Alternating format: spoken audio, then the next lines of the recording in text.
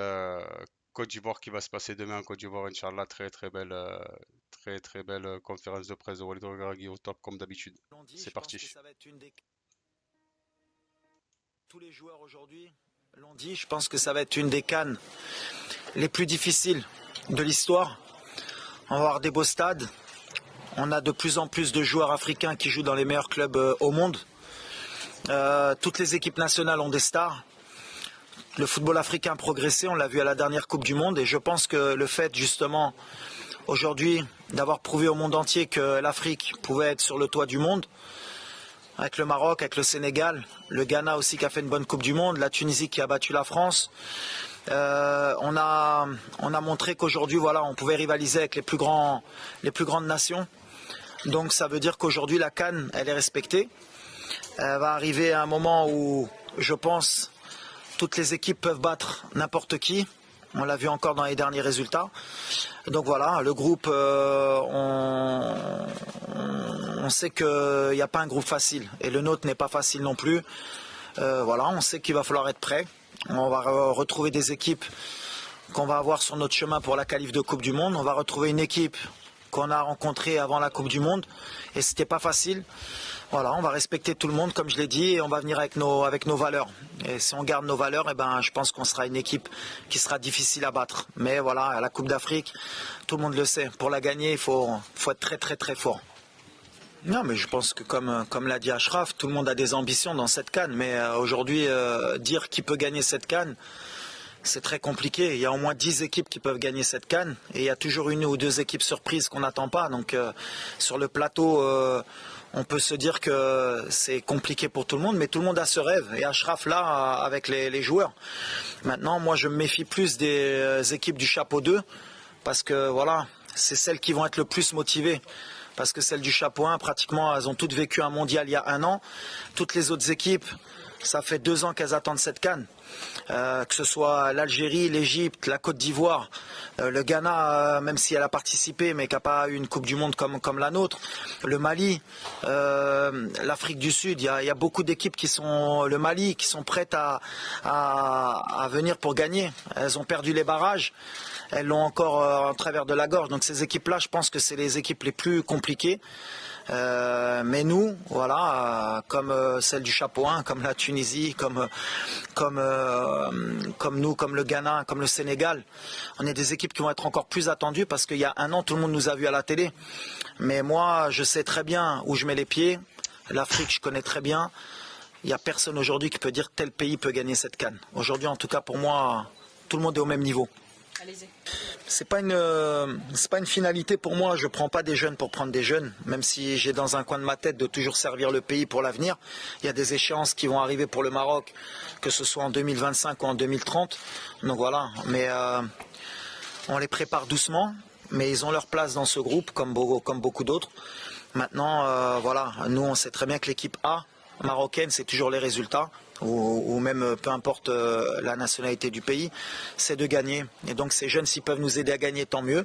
Mais j'ai pas phrasé une option de me dire je prépare quoi que ce soit. Ceux qui sont là, c'est qu'ils le méritent ou qui sont proches de gagner leur place.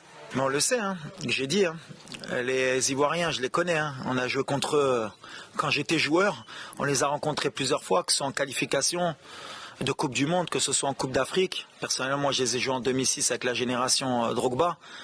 Je pense que vous avez une très belle équipe aussi à ce moment-là. Les Ivoiriens, il ne faut jamais les sous-estimer. Jamais. Et nous, on vient avec tout le respect qu'on a pour le football ivoirien et pour le football en général. Vous avez parlé que de leur milieu de terrain, mais devant, vous êtes pas mal non plus, hein, quand même. Hein. Entre Zaha, Haller et Crasso et compagnie, vous avez de quoi faire. Hein. Donc, je peux te sortir des noms aussi. Hein. Il n'y a pas que le milieu de terrain. Mais c'est un bon test pour nous. C'est pour ça qu'on est venu en Côte d'Ivoire. Même pour notre public, pour qu'ils sachent que voilà, aujourd'hui, attention, nous le Maroc, on est fort, mais chaque pays en Afrique ont des joueurs qui jouent au très haut niveau. Et nous aussi, on a notre mot à dire, on a des joueurs qui jouent au très haut niveau aussi. C'est pour ça que ça va être un très bon test pour voir ce qu'on est capable de faire, surtout à l'extérieur, et face à un public qui va être derrière son pays à bloc. Bah justement, c'est dans la réflexion. Alors, on a eu un petit souci avec Sofiane, mais qui est logique. Sofiane il a un petit problème de dos et on avait une décision à prendre avec Manchester United parce que c'est son club et avec notre médecin qui est un médecin qui est du très haut niveau, et on a des bonnes relations avec le club.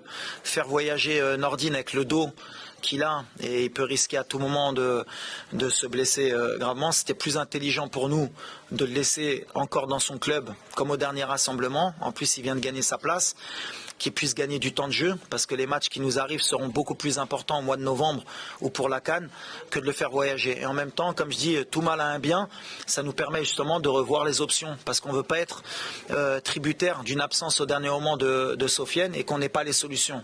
Et après, on risquerait de me reprocher en tant que sélectionneur de jamais avoir testé des choses. Donc, de par la force des choses, ça nous permet de voir Mazraoui au milieu, ça peut nous permettre de voir Al-Azouzi, Richardson.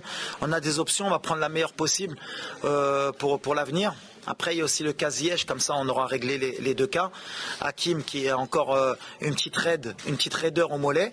Et pareil, dans le même cas qu'au mois de septembre, on ne prendra aucun risque avec Hakim Ziyech, parce que le plus important pour nous, c'est qu'il soit apte pour le mois de novembre ou la CAN. Après, c'est des gestions. Mais comme j'ai dit, il faut le prendre positivement. C'est-à-dire qu'aujourd'hui, on peut revoir Adli, on peut revoir Abdé, on peut voir Harit, voir un peu les solutions, puisqu'il manque aussi Bouffal.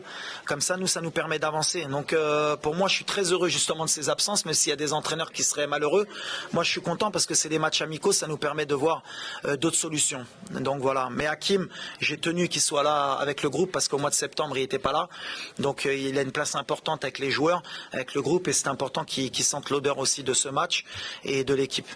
Yes, it's what I explained in the beginning.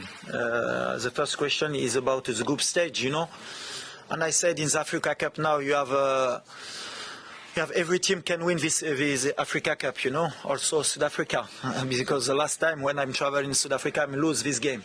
And I know now you don't have any game is easy. And for the Morocco team, inshallah, we try to do your best, same in the World Cup, to win this competition. But I think a lot of team is an outsider to win this Africa Cup. Je sais que ça va embêter beaucoup peut-être de fans au Maroc, mais en fait moi les matchs amicaux et les matchs qui servent à rien, comme je dis, ça sert surtout à préparer mon équipe. Alors le fait qu'on ait perdu en Afrique du Sud, c'était une très bonne chose pour nous. J'espérais qu'on perde des matchs avant la CAN. Peut-être que le match de samedi, même si on doit le perdre, il sera salutaire. Comme je dis, avant l'heure, c'est pas l'heure. Après l'heure, c'est plus l'heure. Et il y a des équipes qui sont prêtes avant l'heure, il y a des équipes qui sont magnifiques avant l'heure. Mais il faut être prêt, comme nous à la Coupe du Monde. Il faut être prêt à l'heure. Et tout ce qui est avant, on prend compte de tout ça pour être prêt à la CAN. Alors peut-être qu'on ne sera pas à notre meilleur niveau, mais ces matchs-là, ils servent à ça. Donc on a changé beaucoup de fois l'équipe, notamment au mois de juin. On a essayé plusieurs joueurs au milieu de terrain, on a essayé des combinaisons, ça ne nous a pas réussi, mais on a appris que dans l'effectif, il fallait vraiment trouver beaucoup de solutions au cas où il y avait des absences.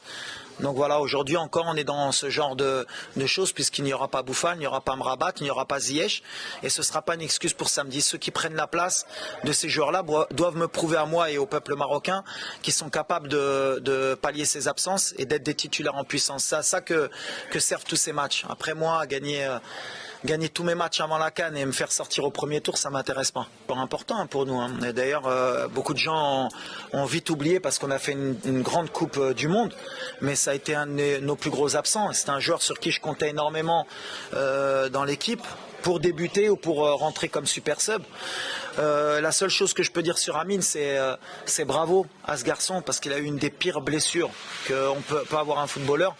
Et il est revenu fort, et là il revient bien. On a toujours été derrière lui parce que sa place elle est avec nous.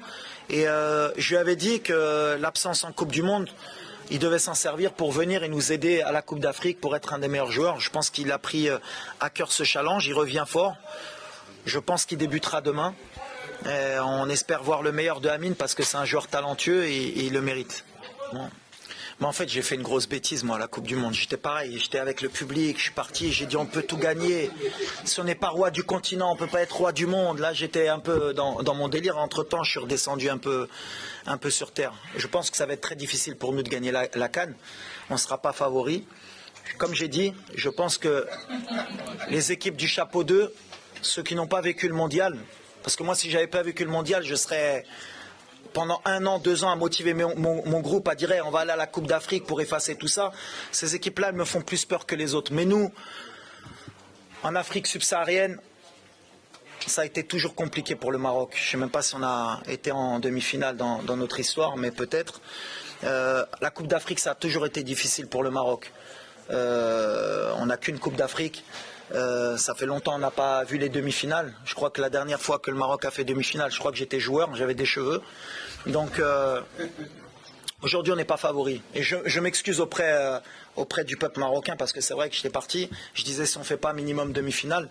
Mais je pense qu'aujourd'hui, il y a des meilleures équipes que le Maroc sur le continent. Dans les 1 an qui sont passés après la Coupe du Monde, il y a beaucoup d'équipes qui ont progressé, qui arrivent en puissance, dont la Côte d'Ivoire, dont l'Égypte, dont l'Algérie, le Nigeria.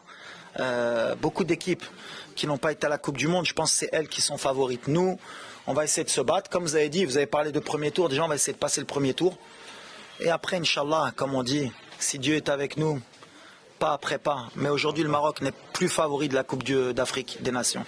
Pour moi, hein. On va avoir à peu près le même groupe. Mais en fait, on a créé un monstre.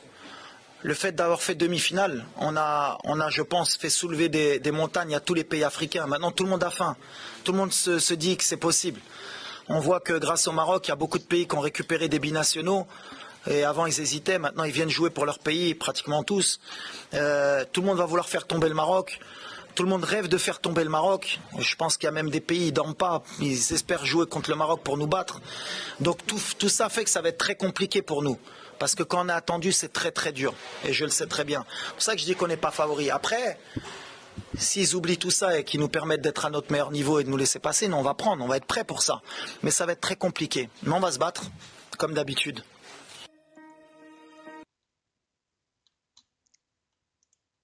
Bon, c'est un bon, Walid Regragui, c'est un bon, il a tout dit, il n'y a plus rien à rajouter. Demain, Maroc, Côte d'Ivoire vs Maroc. On va se régaler, Inch'Allah, il va y avoir du jeu et du spectacle, Inch'Allah. Allez, on compte, Slama.